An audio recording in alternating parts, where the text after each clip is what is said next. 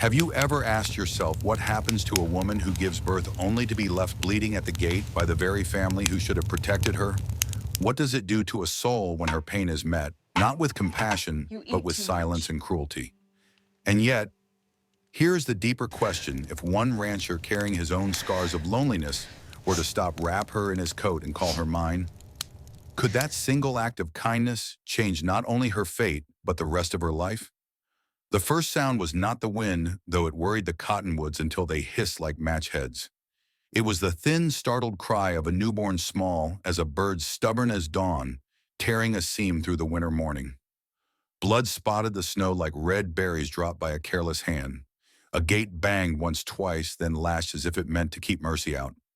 Clara stood on the wrong side of that gate. She was near 50, a shawl thrown over her shoulders, the shawl blotched dark where the wool pressed her ribs.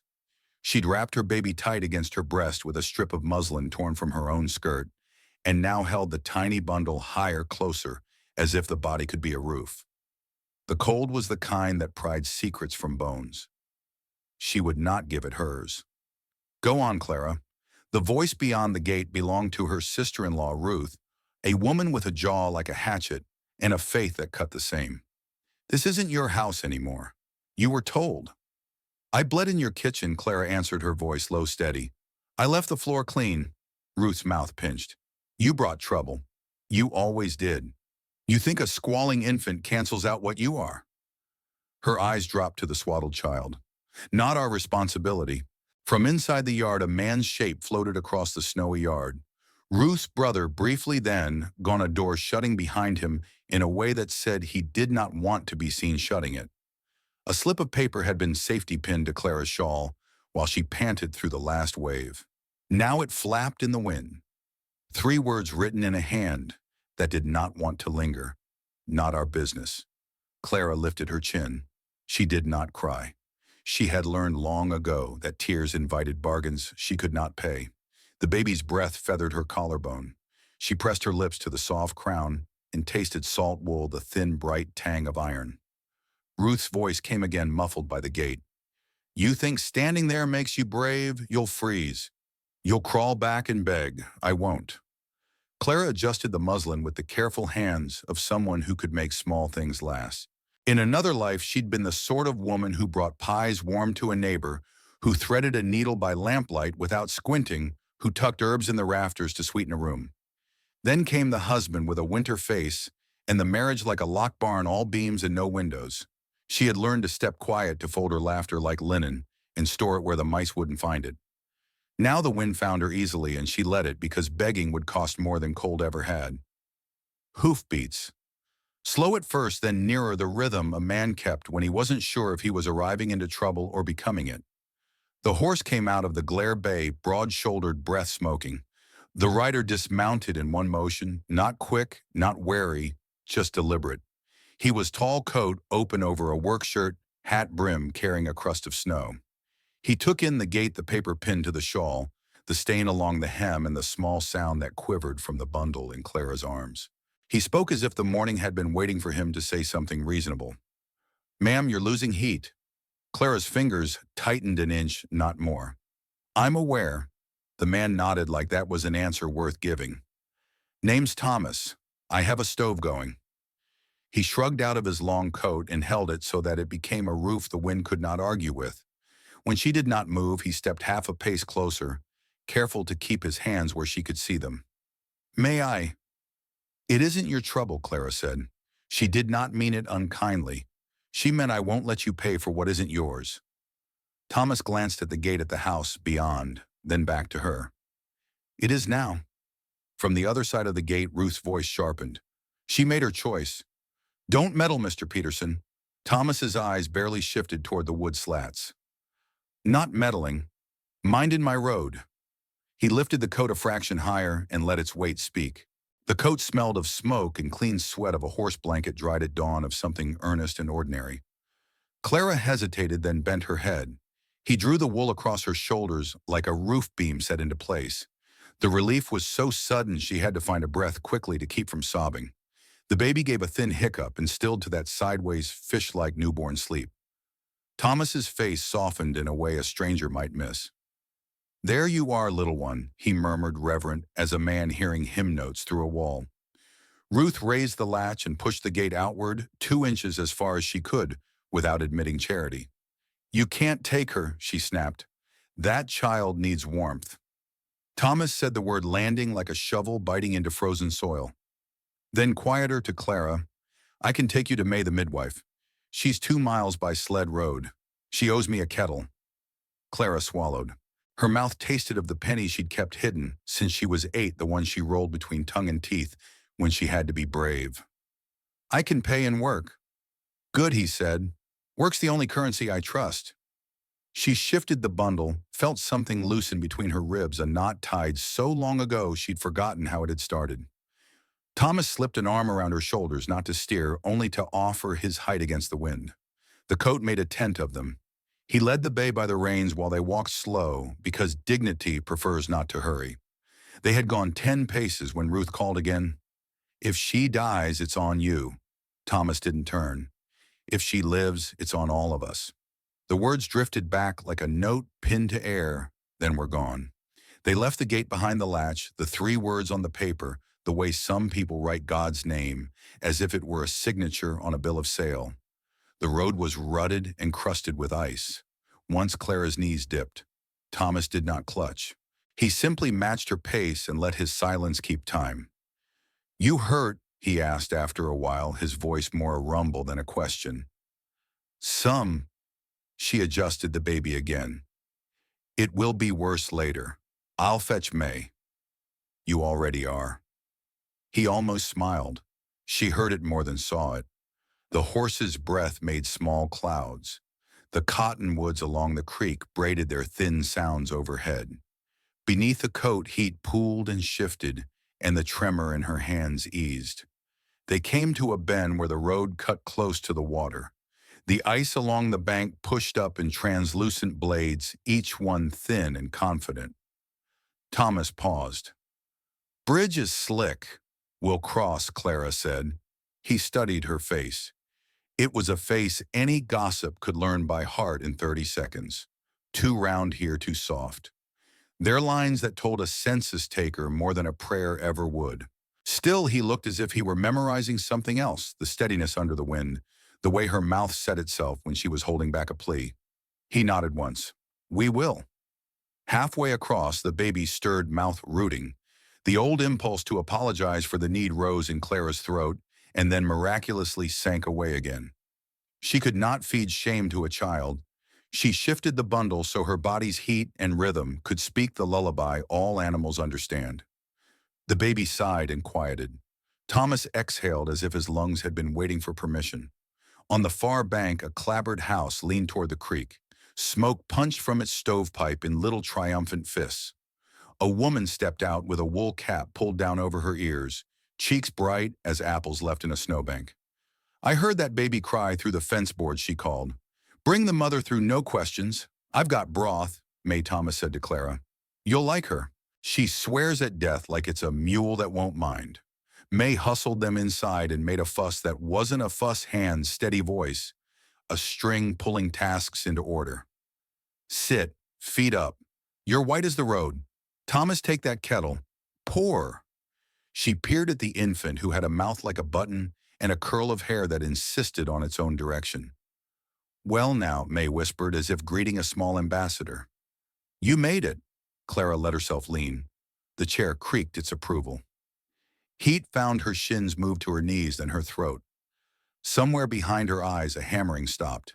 She could feel the place where the paper had been safety pinned, as if shame had a physical pinhole it always tried to reopen.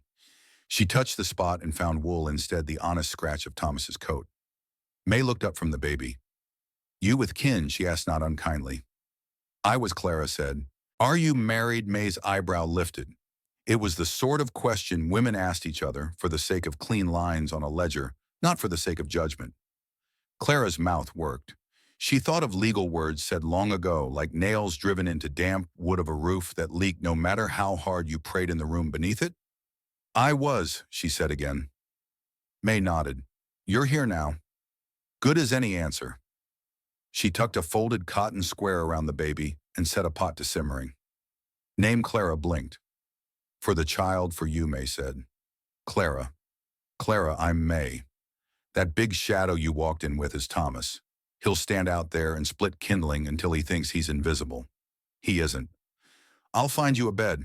She pointed with her chin at the coat. Keep it. It's not mine, Clara said out of habit. It will be, May answered, as if stating the weather. Thomas was at the hearth feeding the fire, as if it were a nervous thing that needed coaxing more than fuel. He didn't speak. She didn't either. This, too, was a kind of conversation, the kind the wind couldn't hear. At the door, the light changed. A cloud moved, or the day remembered something kinder. May pressed a mug into Clara's hands. Sip, she said. Slow. Let the heat argue with the cold until they strike a bargain. Clara sipped. The broth tasted of chicken and onion, and the sort of care that doesn't need to announce itself. The baby slept with the complete surrender of those who have not yet learned to be afraid.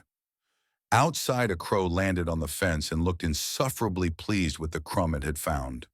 Thomas set down the poker and turned his hat once in his hands. He still hadn't asked any questions with hooks on them. He finally spoke, looking not at her face, but at the space over her shoulder, as if to give her the option of being addressed or not. There's room at my place, he said. You can stay until you don't need to. Clara's grip tightened on the mug. 100 replies arranged themselves in order of pride, then in order of sense. In the end, she chose something smaller and truer. Thank you. His mouth tugged, not a smile yet, but a rehearsal for one. He tapped the coat lightly, 2 fingers. Keep warm. When he stepped out cold, rushed, and then the door caught, it held it back. May clucked her tongue.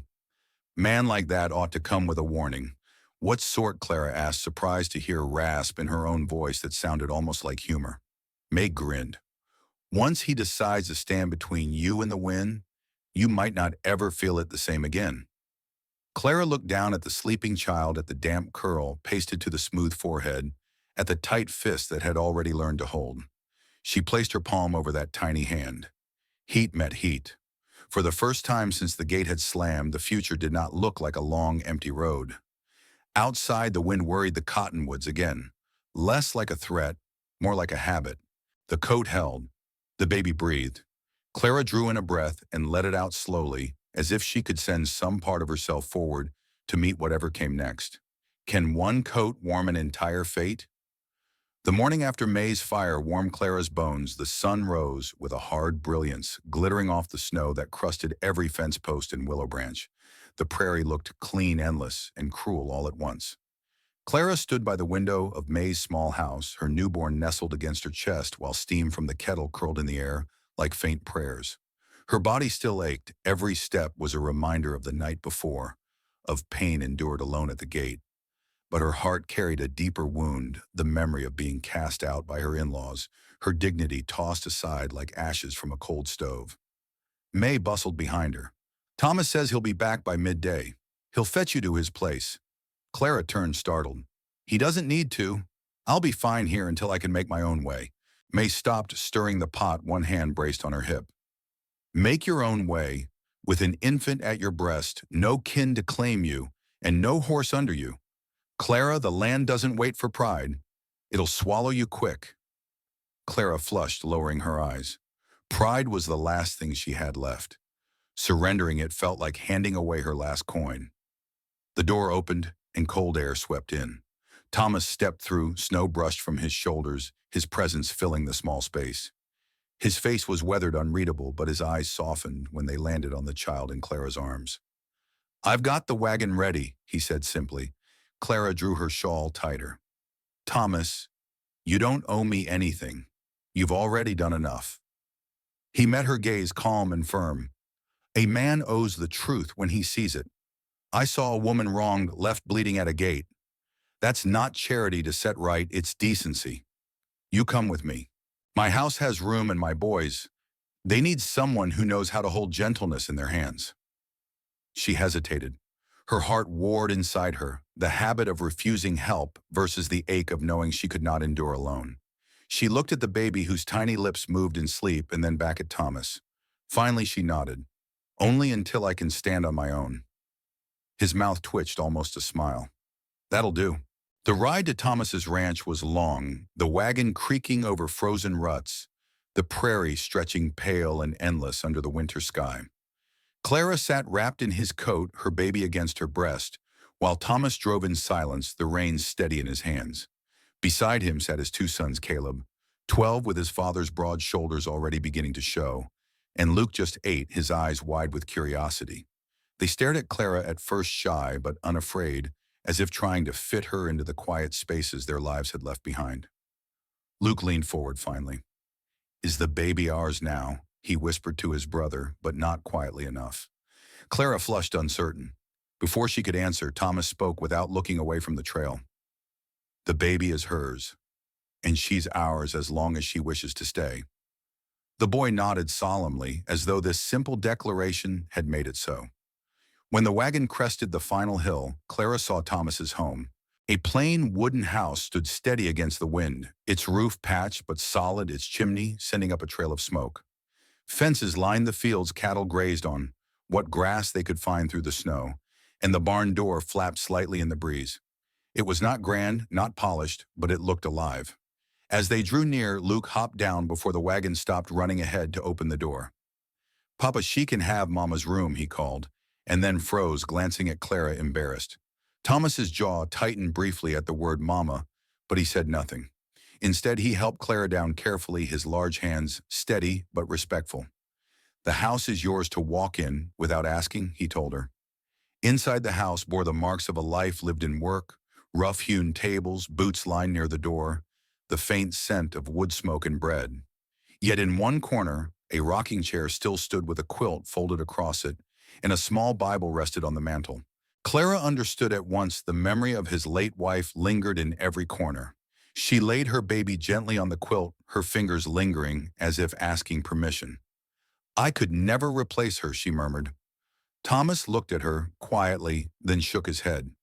"I don't ask you to. I only ask you to be yourself."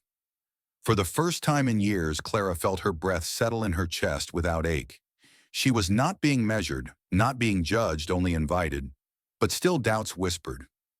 Would she always be only a guest, or could a stranger left bleeding at a gate truly become part of this home? A coat can warm the body, but can it warm the heart enough to trust again? Clara didn't yet know, but her answer was waiting in the days to come. The first nights in Thomas's house were quiet, too quiet for Clara. After years of rejection and loneliness, silence had become both her comfort and her torment. She would rise in the dark hours to feed her baby, the creak of the rocking chair, the only sound. The house held its breath except for the occasional murmur of Thomas's sons turning in their sleep. But inside Clara's chest storms raged. She had accepted Thomas's coat, his roof, his food. Each kindness felt like a weight pressing on her pride. Was she nothing more than a burden, a mouth to feed in the harshness of winter? One evening, as she mended a tear in Luke's shirt by the fire, Caleb entered with a bucket of water. The boy, already growing into a man, studied her work quietly before blurting, "You sew like my mama did." The words froze Clara's hand mid-stitch. She looked up, her throat tight. Caleb's eyes were steady, not accusing, just observing. She forced a smile. "Then I hope my stitches hold as strong as hers." The boy nodded, set the bucket down, and left without another word. But Clara's heart twisted. She could not be their mother, not truly. She was only a stranger filling a silence that loss had carved deep into their lives. Thomas watched her closely in those days. He spoke little, but when he did, his words carried weight. One night after the boys had gone to bed, he lingered at the hearth while Clara cleaned the table. The firelight threw long shadows across the room. "You've been carrying yourself like someone waiting to leave," he said quietly. Clara's hand stilled on the cloth. She did not answer. Thomas continued, his voice low but steady. "I can't tell you what tomorrow holds. I can't promise ease or that the world will stop being cruel. But I can promise this: under this roof, you'll never be cast out again." The words lodged in her heart both balm and burden. She wanted to believe him, but doubt gnawed like wolves at the edges of her trust. She had been promised before. Promises had broken her. Later that night, as the wind howled outside, Clara sat by the cradle and whispered to her newborn, "Can we really belong here? Or is this only another season before we're cast aside again? The baby stirred his small hand, grasping the air as if reaching for an answer. Clara kissed his tiny fingers, her eyes brimming with tears. One Sunday, Thomas hitched the wagon to take the family into town for supplies. Clara went along, her shawl drawn tight, her baby bundled close. The townsfolk noticed. Their eyes followed whispers trailing like smoke. "That's her, the one left at the gate," someone murmured. "Too big, too old." "What's Thomas thinking?" another sneered. Clara felt every word like a lash. Her cheeks burned, but she kept her head high. When they reached the store, Thomas walked beside her, his presence a shield. Yet he said nothing to the gossips, nothing to silence the cruel tongues. That silence cut Clara more than the words. That evening after supper, she found herself blurting out what she had held in for days. "Why didn't you defend me?" Thomas set down his fork, slowly meeting her gaze. "Because you don't need me to fight shadows. Let them talk. Their words don't change who you are here." "But they hurt," Clara whispered. "I know," he admitted, his voice softening. "But if I had spoken, I'd have made you their pity. You don't need pity. You need respect. And that, you already have." Clara's breath caught. No one had ever spoken to her like that, not as fragile, not as useless, but as worthy. Still, she wrestled with doubt. Could respect truly heal wounds cut so deep, or would the whispers of the town always echo louder than the quiet truth of Thomas's home? Sometimes the cruelest voices are not from others, but from within ourselves. Could Clara silence those old ghosts long enough to see her true worth? The days passed into weeks, and winter pressed its heavy hand across the valley. Snowdrifts piled against the barn, the wind cut through every crack in the wood, and chores seemed endless. Yet within Thomas's home, a fragile rhythm began to take shape. Clara tended the hearth, the meals, and the children's clothes. She stitched torn seams, patched wool socks, and scrubbed the floors until they shone faintly, even under the dim lantern light. Her baby grew stronger, his cries more insistent, his eyes brighter each day. Caleb and Luke slowly allowed her into their orbit, Luke following her like a shadow, Caleb offering shy questions about her recipes or the way she sewed. But beneath the steady hum of survival, doubt gnawed at Clara's soul. Each night when the house grew quiet, she found herself staring into the dying fire, remembering the jeers at the store, the whispers of strangers, too old, too fat, too late for her. Their voices mingled with the memory of her brother turning away at the station, Jasper's cruel rejection letter. Even Thomas's kindness couldn't silence the shadows. One night when the snowstorm roared outside, Clara sat at the table long after Thomas had gone to bed. She clutched her shawl tight, her body rocking gently as if to calm her own nerves. The baby slept in his cradle. Luke curled beside Caleb in the loft, but Clara could not rest. Finally, she whispered aloud into the silence, "Maybe they're right. Maybe I don't belong anywhere." She did not know Thomas had come back downstairs for another log for the fire. His footsteps were soft, but his voice startled her. "You belong here," he said firmly. Clara jumped, her face flushing. I didn't hear you." Thomas set the log on the fire, the flames rising again. His eyes stayed on the blaze, his jaw tight. "I've heard you talking to yourself before, telling yourself lies that others planted in you. I won't let them take root here." His words pierced her like both a wound and a balm, but Clara shook her head. "How can you be so sure you don't know me? Not really. All you know is that I was left behind." Thomas turned, his broad frame filling the room. His voice was low, steady. "You think being left behind is shame? I think it's proof you've endured what would have broken most." Clara looked away, her eyes stinging. She wanted to believe him, but years of rejection had trained her heart to expect abandonment. The breaking point came weeks later, on a gray morning, when the snow had melted just enough for the wagon trail to town to open. Thomas hitched the team and asked Clara to join him. They needed flour, salt, and oil. She hesitated, her stomach tightening. "What if they talk again?" "They will," he admitted without flinching. "But they don't decide your life. You do." Reluctantly, she climbed into the wagon, her baby bundled at her chest. The boys rode in the back, tossing snow clumps at each other, their laughter carrying thinly in the cold air. When they arrived, just as Clara feared, the whispers started again. There she is. Thomas must be desperate. Imagine calling that a bride. The words struck like arrows. Clara lowered her gaze, clutching her child tightly. But this time something different happened. Luke, the younger boy, slid off the wagon and grabbed her hand. He looked up at the gossiping townsfolk, his small voice rising clear. "This is my mama." Silence fell like a heavy blanket. A child's truth often cuts deeper than a man's defense. Clara's chest swelled, tears rushing to her eyes. Thomas stepped forward, standing beside her. He didn't raise his voice, but his words carried weight. "She is the one we need. And if any man has a quarrel with that, he can take it up with me." No one spoke. The townsfolk turned back to their business, muttering under their breath, but they dared not push further.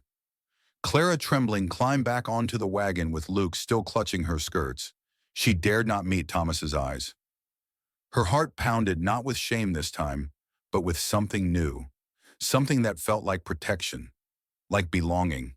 That night, when the children were asleep and the baby-cradled Clara sat by the fire once more, Thomas joined her, his hands rough from a day's labor, his shoulders weary. She spoke before he could. "I thought I was nothing but shame to you, a burden. But today, when Luke said those words and when you stood there," her voice broke, "I felt like someone for the first time in years." Thomas leaned forward, his elbows on his knees. "Clara, I didn't take you in out of pity. I asked you here because I saw the truth. My boys need more than bread and roof beams. They need a heart, and so do I." Clara's eyes brimmed with tears. She had waited 50 years to hear words like that.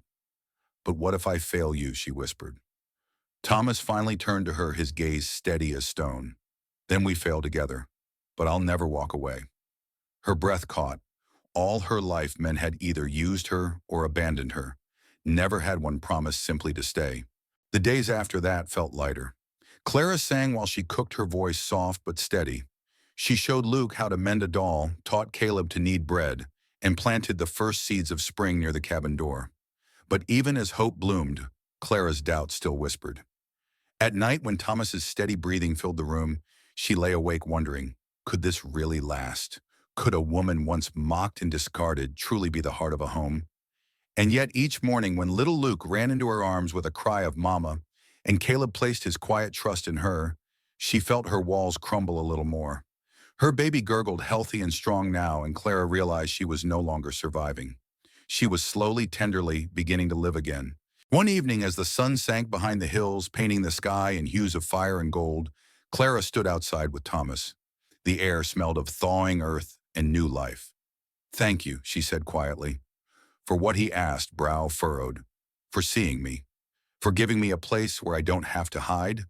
Thomas nodded, his voice almost a whisper. "Clara, I don't just see you, I respect you, and I need you. More than you know." Her heart swelled. She looked at him, this man who had rescued her, not with grand gestures, but with steady presence. For the first time, she allowed herself to imagine a future, not of survival, but of love. Clara had lived half a lifetime in shadows of shame, yet here in Thomas's home, she glimpsed the light of something she thought she'd lost forever. But could she truly let go of the past to embrace a future she never dared to dream? The thaw of spring was slow that year, creeping across the valley like a cautious traveler. Snowmelt filled the creek, turning the banks muddy, and the first shoots of green pushed their way through the cold earth. To anyone passing through Thomas's ranch, looked like a place of quiet renewal.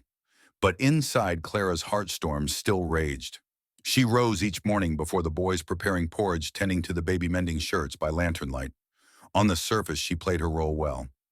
Luke clung to her skirts and called her Mama without hesitation. Caleb, older and slower to trust, had begun to hand her his worries, asking about arithmetic, or quietly watching her bake, as though memorizing her patience. Even Thomas, steady as the mountains, seemed at ease with her presence. His words softer, his steps slower when he entered the cabin. But Clara's peace was fragile, like ice on the creek, thin and ready to crack. One Sunday, she and Thomas hitched the wagon to attend service in town. Clara, dressed in her plainest dress, smoothing her apron until her palms ached. Her heart pounded with every step toward that church. Inside, the pews were crowded with neighbors. Whispers rose like rustling grass. "There she is, the one left behind at the station. Thomas brought her home. Lord help him." Clara lowered her gaze, cheeks burning. She focused on the hymnal in her lap, though her voice caught in her throat when it came time to sing. After the service, as people spilled into the yard, a figure stepped forward, sharp suit, polished boots, slick hair combed with oil. Clara's stomach dropped. She knew that face. It was Jasper's cousin Charles. He had been present the day she was abandoned, and now he smiled with cruel recognition. "Well, if it isn't the mail-order bride who didn't make the cut," he said loud enough for those nearby to hear. Seems Thomas picked up what was left on the platform. The crowd chuckled. Clara froze. She felt the sting of that day all over again, the letter, the laughter, the shame. Her legs trembled, her vision blurred. Before she could speak, Thomas stepped in front of her. His broad frame blocked Charles like a wall. His voice was steady, low, dangerous. "She is my wife in all but name. You'll hold your tongue, or you'll answer to me." Silence fell. Charles scoffed, muttered, and slunk away. But though Thomas's defense silenced the crowd, Clara's wound was reopened. She rode home in silence, her hands clenched around her baby, her heart sinking deeper into the shadows. That night, after the children slept, Thomas sat across from her at the table. The firelight flickered across his face. "You've been quiet," he said gently.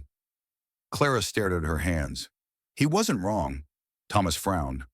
"About what I was left behind. I was rejected. You only took me in because you needed help with the boys. I'm nothing more than a convenient choice." Her voice cracked, the words spilling like blood from an old wound. Thomas leaned forward, his eyes steady. "Clara, look at me." She hesitated, then lifted her tear-streaked face. "I didn't bring you here out of convenience. I brought you here because I saw a woman with more courage than any man in that churchyard. A woman who survived things that would have crushed others. And because my boys," his voice faltered, softening, "my boys needed a mother, and I knew you could love them as they needed." Clara's chest tightened. She wanted to believe him, but the years of rejection whispered louder than his kindness. "You'll tire of me," she whispered. "One day you'll see what they see, and you'll regret it." Thomas reached across the table, his rough hand covering hers. "No, Clara, I don't see what they see. I see what they can't, and I will never regret it." The following week, Clara's battle deepened. Caleb came home from school, his face pale. He set his slate on the table without a word. "What happened, son?" Thomas asked. Caleb hesitated, then muttered, "They said Mama's too big, that she was left because no man wanted her." Clara froze. The words struck her like stones. Her first instinct was to retreat, to let shame drag her back into silence. But then she saw Caleb's eyes, angry, confused, searching. He needed her. Slowly she knelt before him. "Caleb," she said, her voice trembling but clear. "What people say does not make truth. They said I wasn't wanted. But your father and you and Luke, you wanted me. That's enough. Do you understand?" Caleb's lips pressed tight, but he nodded. His small arms wrapped around her neck, clinging tight. In that moment, Clara realized something. The whispers of the town mattered less than the trust of the child in her arms. Still, the doubts returned at night. One evening when the house slept, Clara stepped outside. The moon cast silver over the fields, the cattle grazing. In the distance, the hills standing eternal. She wrapped her shawl around her and whispered to the Night Lord, "If I am meant to stay, give me the strength. If not, give me the courage to leave before I hurt them." Behind her, the door creaked. Thomas stood in the shadows, his coat thrown over his shoulders. He had heard her prayer. He walked to her silent until he stood at her side. Then gently he draped his coat around her shoulders, his hand lingering. "You're not alone, Clara," he said. "Not anymore. Mine now. Always." Her heart broke open at those words. She wept, leaning into him, letting his strength hold her where her own failed. The conflict had not vanished. The scars of rejection still ached. But that night, for the first time, Clara realized something vital. She didn't need to erase her past. She only needed to live fully in the love she was given now. Clara's heart was torn between the voices of her past and the quiet truth growing in the present.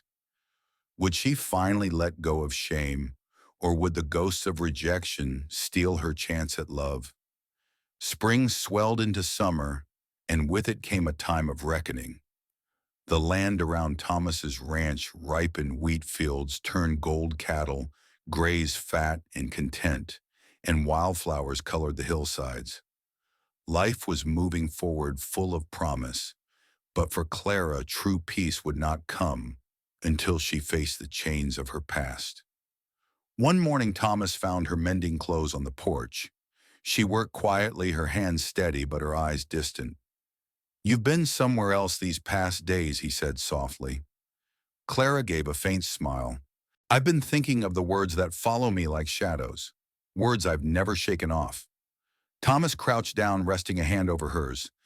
"Then maybe it's time to turn and face those shadows. You don't owe them power over you." She studied him, the sincerity in his weathered face. His words were simple, but they struck deep. Perhaps he was right. Perhaps the only way to silence the voices was to walk straight into them. The chance came sooner than she expected. The town announced its annual harvest fair, a gathering where families sold goods, children ran races, and neighbors shared a rare day of joy. Thomas wanted to bring Caleb and Luke, and the boys pleaded with Clara to join. At first she hesitated. The fair meant crowds, and crowds meant whispers. But when Luke tugged at her hand and Caleb said quietly, "Please, Mama, come with us," she knew she could not refuse. The morning of the fair, she dressed carefully in a clean cotton dress she had sewn herself. It was plain, but strong like her. She braided her hair, pinned it up, and slipped on a shawl Thomas had gifted her, deep blue, the color of twilight. Thomas watched her from the doorway, pride glinting in his eyes. "You look like the heart of this family," he said. Her chest warmed, though nerves fluttered inside her. Together they climbed into the wagon and rode toward town, the boys chattering in excitement. The fairground bustled with color and sound. Stalls of fresh produce lined the street. Music drifted from a fiddler's bow, and laughter carried on the warm breeze. Clara stepped down slowly, clutching Lily's, no Luke's small hand, her eyes scanning the crowd. Heads turned. Whispers began. "There she is. Thomas's new woman. The one left behind at the station." Each murmur was a dagger. Clara's breath tightened, but she straightened her back. She would not hide. They walked together through the fair, Thomas carrying bags, the boys darting ahead. Then it happened. Charles, the same cruel cousin who had mocked her months before, strode across the path, a smirk curling on his lips. Well, well, if it isn't the bride nobody wanted. "How long before Thomas tires of carrying your weight?"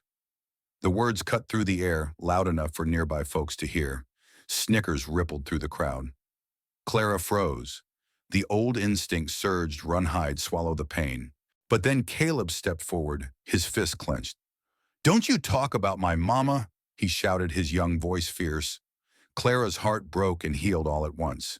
This boy, once hesitant to accept her, had chosen her fully and without shame. How could she do any less for herself? She drew in a breath. For the first time in decades, she let her voice rise. "You speak as if I am nothing," she said, her voice steady and strong. "But I am not nothing. I am a woman who has worked fields with her bare hands, who has survived hunger and loneliness, who has raised children with love. I am a mother to these boys, a partner to this man, and I will not let your cruelty define me." The crowd hushed. Charles blinked, startled by her defiance. Thomas stepped to her side, his hand firm on her shoulder, his voice like steel. "She's worth more than you'll ever know, Charles. And if you've got a problem with that, you'll answer to me." But Clara shook her head, surprising even Thomas.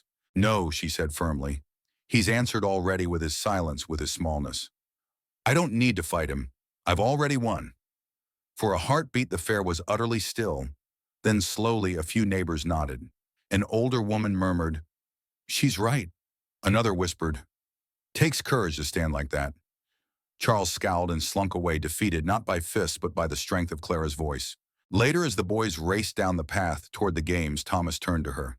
His eyes glistened with pride. "You stood taller than any of us today," he said. Clara exhaled, tears brimming. "For so long I thought I had to stay silent to survive. But silence was never safety, it was a prison.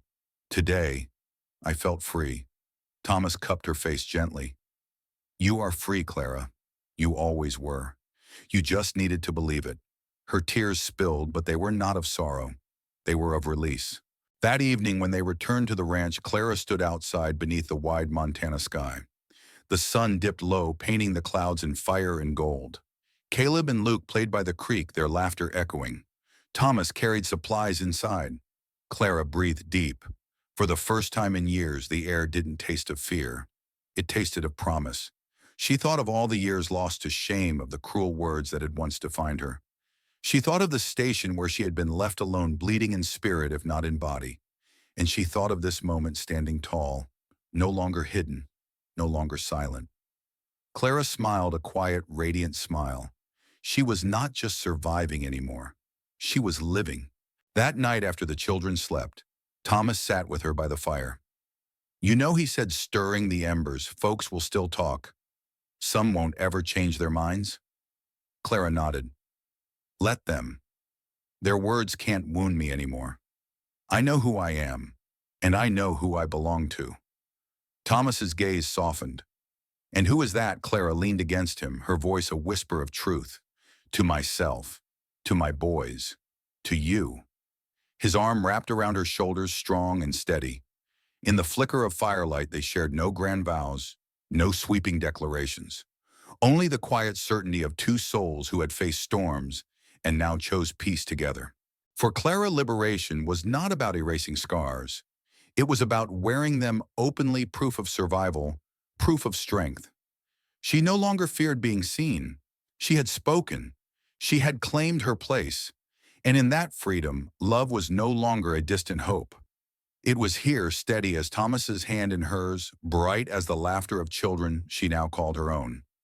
Clara has finally broken free from the chains of shame, but can she step fully into hope and allow herself to believe in love's gentle arrival after so many years of silence? The ranch lay quiet under the soft wash of autumn. The wheat fields had already been harvested, and the cattle grazed in the slow contentment along the creek. The evenings came earlier now, with the air carrying the crisp edge of winter. Yet inside Thomas's home, warmth pulsed like a steady heartbeat. Clara moved through the kitchen, humming under her breath as she set a loaf of bread to cool on the windowsill. The scent of yeast and wood smoke filled the air, mingling with the soft laughter of Caleb and Luke chasing each other outside. She paused for a moment, hands resting on the table, listening. It was the sound of belonging. For months she had lived among them, not as a guest, not as a burden, but as part of a family. She still carried the scars of humiliation, of being left behind, of words carved into her spirit by cruelty. But now those scars no longer defined her. They were simply part of her story, woven into the fabric of who she was. That evening, Thomas joined her on the porch, his wide frame silhouetted against the fading sky. He carried 2 mugs of coffee, setting one gently into her hands. "You've made this place different," he said quietly. His eyes fixed on the horizon. Clara glanced at him. "Different," he nodded. "It was just a house before, a roof, walls. But now, it feels like home again." Her throat tightened. "I thought I'd never hear that word directed at me. Not after everything." Thomas turned, his gaze steady. "Clara, you've given more than you know. You've given these boys a mother again. You've given me back laughter I thought I'd buried with my wife. You've given us a reason to hope." Clara's eyes shimmered, her heart swelling with both gratitude and disbelief. "And you've given me what I thought was lost forever, a place where I'm not judged by what I look like, but by who I am." Later that week, the family rode into town for Sunday service. Clara entered the small wooden church with hesitation, memories of whispers and judgment rising in her chest. But this time, things were different. Luke clung to her hand, proud to show the world his new mother. Caleb walked just ahead, glancing back to make sure she followed. And Thomas, silent, steady, Thomas rested his hand lightly at her back, guiding her forward with quiet strength. The congregation stirred as they entered. Some eyes still narrowed, lips pursed with gossip, but others softened. They saw the way Caleb leaned toward Clara, the way Luke smiled up at her, the way Thomas stayed close. This was no arrangement of convenience. This was a family stitched together by choice and love. During the hymn, Clara's voice faltered at first, but then rose strong and steady. She was not singing to prove herself to the crowd. She was singing for her children, for the man beside her, and for herself. As winter approached, the family gathered firewood and prepared for the long nights. Clara sewed quilts, layering scraps of old fabric into patterns of warmth. Thomas built a new crib for Luke's growing puppy. Caleb helped mend fences his shoulders, broadening with the first signs of youth, hardening into manhood. One evening after the boys were asleep, Thomas found Clara sitting by the fire. She was stitching quietly the glow of the flames, painting her face in golden shadow. He sat down beside her, his hands resting heavy on his knees. "Clara," he began, his voice low. "I never thought I'd ask anyone this again, but I can't keep it inside anymore." She looked up, startled by the weight in his tone. "I've spent years in silence thinking my life was already written," he continued. "But with you, every day feels like a new page, and I don't want to turn another one without you at the center of it." Her hands trembled, needles slipping from her grasp. "Thomas," he reached into his pocket, pulling out a simple silver band. Not polished, not fine, but honest. He held it out to her, his voice steady.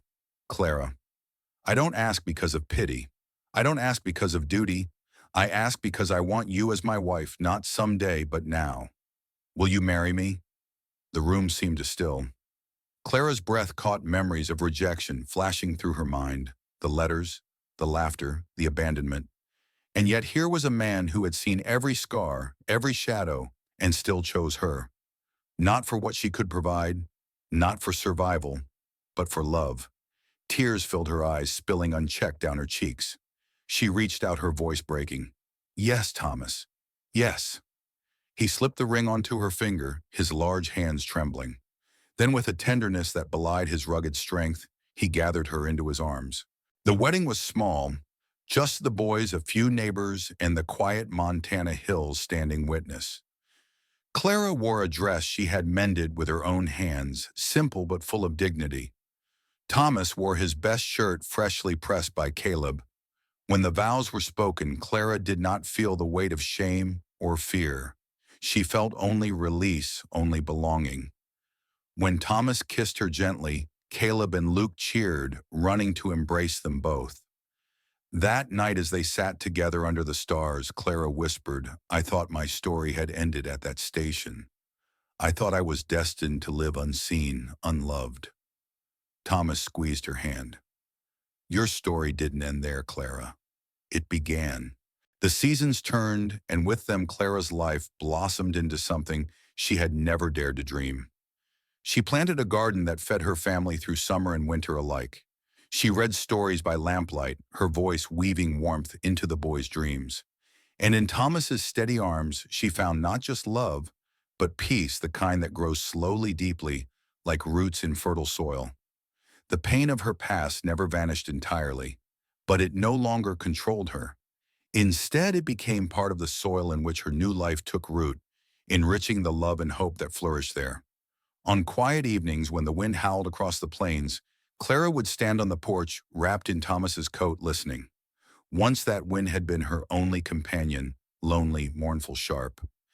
Now it carried laughter, voices, and the steady rhythm of a family that had chosen each other against all odds. She no longer feared the storm. She had found her home. She had found her hope. Her journey of scars and silence has led her to love and peace. But what lies ahead for Clara Thomas and their growing family in the wide, untamed West? Sometimes life feels like it takes more than it gives. Clara knew the truth all too well, left bleeding, abandoned when she needed tenderness most.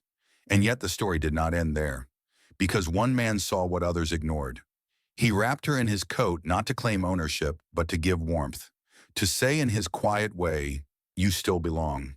What began as survival slowly became healing. Clara discovered that her scars did not make her unworthy, they made her human.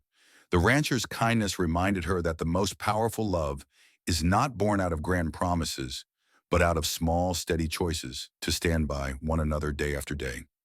And perhaps that is what we can take with us, that no matter how weathered our past, there is always room for belonging. Sometimes love arrives late, sometimes it comes in an unexpected form. But when it does, it teaches us that we are never too broken, never too far gone, never too old to be chosen. If Clara's story touched your heart, I invite you to join our growing community here at None, Wild West Saga. Subscribe, share this story, and leave a comment below. Would you like to see what happened next for Clara and the rancher? Or would you like to hear more stories of late blooming, love, courage, and healing in the Wild West? Your thoughts matter. Because every voice, like every heart, deserves to be heard.